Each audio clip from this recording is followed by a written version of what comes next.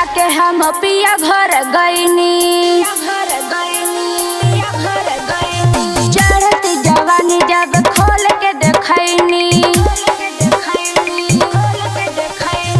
गवन करा के हम पिया घर गईनी। चढ़ती जवानी जब खोल के देखैनी, दुनो रे जो बनवा से रोज रोज खेले रोटी ढोड़िया पबेले। पियावा हमार जब पावेला अकेले रोटी ढोड़िया पबेले। पियावा हमार जब पावेला अकेले रोटी ढोड़िया पबेले।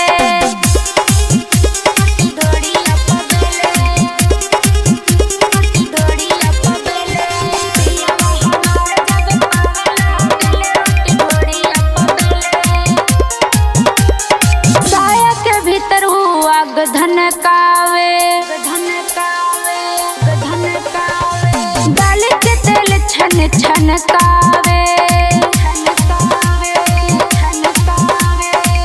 साया के भीतर हुआ धनकावे, डाली के तेल छन छनकावे।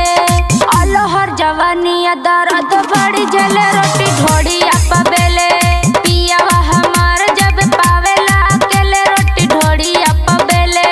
पियावा हमार जब पावेला अकेले रोटी ढोड़िया पबेले।